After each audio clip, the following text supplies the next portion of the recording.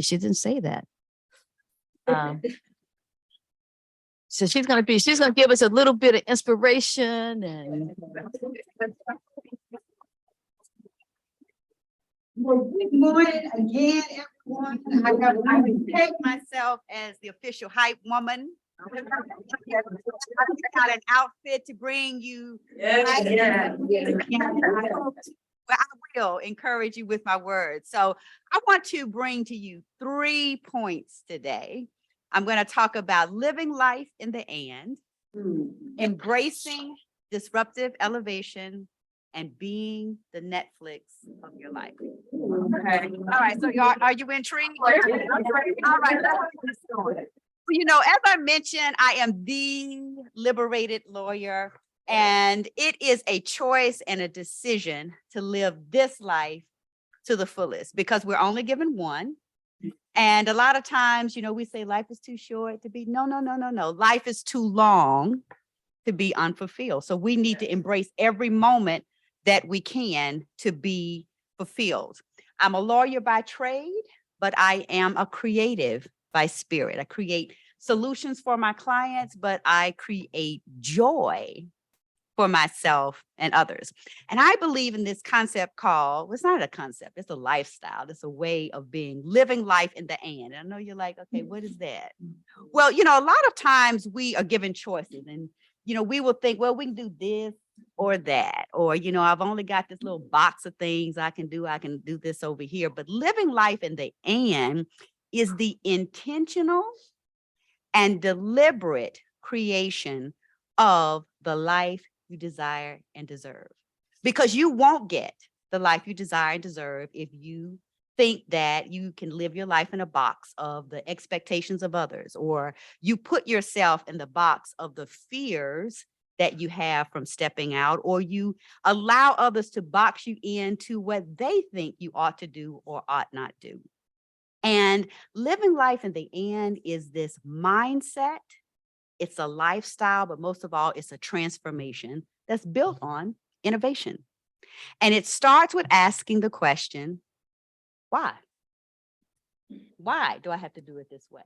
Why not do it another way? How can I create the life I desire and deserve? And most of all, why not me? Yeah. So those are some questions I want you to ask yourself every day. Why? Why not? How? Why not me? Living life in the end is built on a mindset, because here's one thing I want you to remember. Every thought creates a future. So the thought you're having right now has already created a future for you. So it's important for you to be intentional, be mindful, be deliberate about the thoughts you are creating. Because if you create the thought that this is going to be hard, I can't do it, it's too much. Well, guess what? It's going to be hard. It's going to be too much. You're not going to do it. All right. So you've got to have a mindset that is built on solutions, which gets me to the second part of living life in the end is creating your circle of influence. And you are in a circle of influence. WEOP is the ultimate circle of influence for women entrepreneurs. So build up on that and ensure that you're intentional about not just meeting people, but connecting and adding value and receiving the value that they bring. And as we know, you know, the things we do, every time we show up in excellence, there's a system behind it. There's a secret sauce that each of us has that creates the excellence in our lives. But have you ever really thought about what that is and distilled that into a process, into a system, and been strategic about how you create your secret sauce? Your power is in intentionality. And I'll use that word over and over again. It's intentional. But your power is in intentionality and understanding when you are at your best, what are the factors involved? How are you showing up? How are you not showing up? What are you doing? The next part of living life at the end is this concept of getting mad. Now, I'm not talking about getting a little mad, where you get a little upset when folks don't do you right, right? When things don't go right, when you are upset with yourself, but getting big mad, getting motivated and determined. Because life is not easy. And when you are out trying to do big things, that's when life gets to be really challenging because you're pushing yourself. You're getting out of your comfort zone and into your excellence zone. So get big mad, get motivated and determined, and ultimately remember that question, why? What is your why? What is the reason that you get up every day and put the hard work you do into your business? Why did you even do this to begin with? It's because you have a purpose that's greater than you. It's greater than any challenge. It's greater than any difficulty. It is the reason that it's important for you to keep going. So let's think about this concept of disruptive elevation. I love this concept. I don't love going through it, but I love the concept. So, we all face disruptions. I mean, the pandemic was like the disruption of all disruptions, but it also was the genesis of great innovation. A lot of things that we were reluctant to do beforehand, we allowed technology, we embraced technology to show us different ways to do business. And so disruptive elevation is understanding that life does not always go as planned, but it always goes as it should every time. And even though it's not the A, B, C you started out with, it's the A, D, P, Q. It's something that you never imagined. But when you allow yourself to be in the process and you allow life to show you the way, because it will, and you get out of your own way, you can create something better than when you started before. And, I won't say had the pleasure, but I have experienced a lot of losses. I've lost a lot of things, but here's one thing I know. I've never lost anything that didn't need to be released. Okay, I'll say that again. I have not lost anything or anybody that did not need to be released. And here's one thing I want you to embrace about loss. We're not trying to be losers, no, but we're trying to make room for more. Yes, they do. We're not trying to make room for more. We are making room for more. So when you face these disruptions, remember, they are not here to tear you down. They are here to make room for more. And so the last thing I want to leave with you is we must become Netflix. Now, I just turned 50 back in September, and I know I'm not the only one in the room that remembers Blockbuster. Yes. I'm ashamed, on Friday nights, I used to go to Blockbuster, pick out my little tape. That's right. I'd pick out my tape and hope that they had enough copies of the movie I wanted to see. You had to go to Blockbuster, you had to physically go there, pick it out, go back home and watch it. You had to get it back by 6 o'clock. That was going to be late, right? Yes. And that was the way we did things. That was the way we were able to see the movies we wanted to see at home. Then here comes Netflix. Netflix say, hey, why? Why do we have to go to the store every time?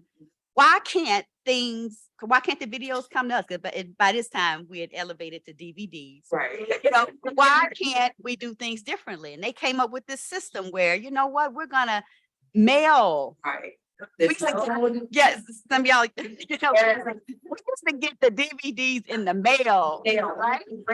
Yeah, but the great thing was you didn't have to get it back by a particular time. Right. You watched it, you kept it until you were finished watching it, and then you mailed it in, and guess what? You got your other one that came right on in the mail. All right. But here's one great thing about Netflix, or one thing I want you to think about kind of how Netflix came to be and why Blockbuster is no more.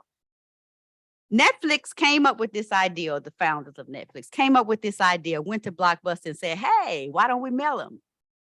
Or whatever the description of the business model was. And the Blockbuster CEO literally laughed in the face of Netflix. Next, Netflix said, all right, I can show you better than I can tell you. And Blockbuster is no more.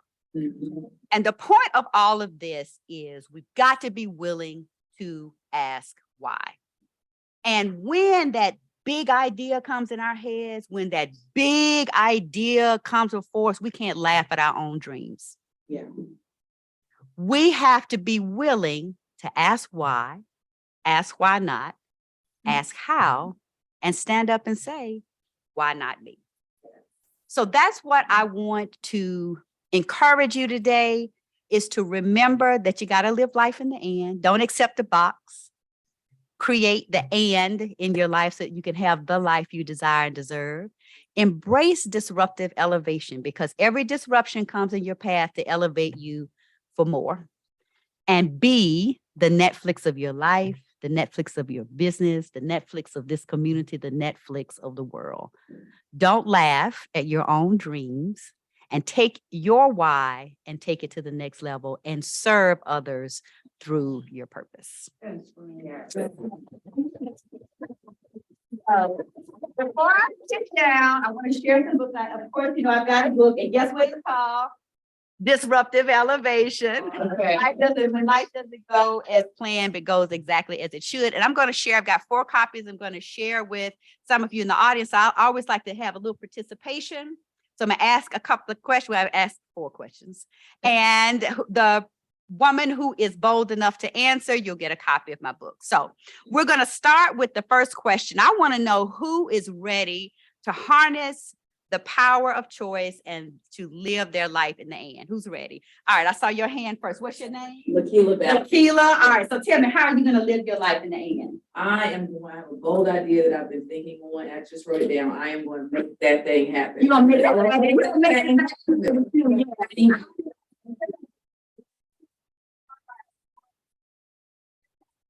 I have is, who is ready to be fulfilled now in this life? Who's ready to be fulfilled? All right. Neil, so tell me, how are you going to be fulfilled? What are you going to do to be fulfilled? I am going to start taking better care of myself and loving myself so that I can live boldly and unapologetically. Yes. All right, so the next question I have is, what disruptive elevation do you intend to embrace in your life today? You got quiet on me. You got quiet on me. All right, what disruptive elevation? All right, what's your name? My name is Tanya Forrest Hall. All right. I encourage all of you to fill your own cup. Yes. Because all of this, everything that she said, encompasses filling your own cup. I think as women, we have the tendency to feel as if we have to pour into everyone else and we put ourselves last. And you can't pour from an empty cup. So unless you do that, unless you invest in yourself, you can't serve yourself, you can't serve your family, you can't serve your community, you can't build anything. So I encourage you to do that. All right, here you go. Thank you. I can get back to my 4th question and last book. All right, so the last question is, how will you become your new Netflix? How will you become your Netflix? All right, y'all got quiet on me again. All right, so how are you going to be your Netflix? I've shared, oh, thank you, first and foremost. So I've shared some of my future plans with Mary and Antoinette. I wrote a book that pretty much talks about my last 12 months as a female, Black female in business, dealing with oppression and modern day oppression and entrepreneurship. And I had 375 pages of a book, so I had to break it up into parts, right? So we got 3 parts.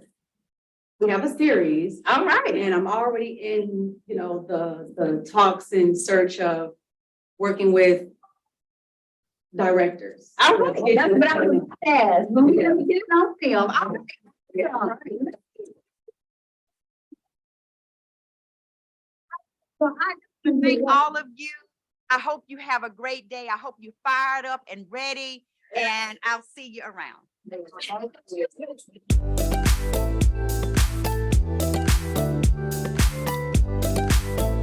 I'm Rachel Shanklin. I'm the Georgia Director and the National Women's Entrepreneurship Director for an organization called Small Business Majority.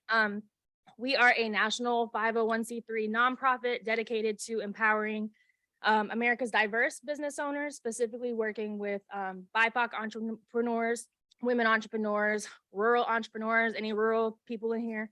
No,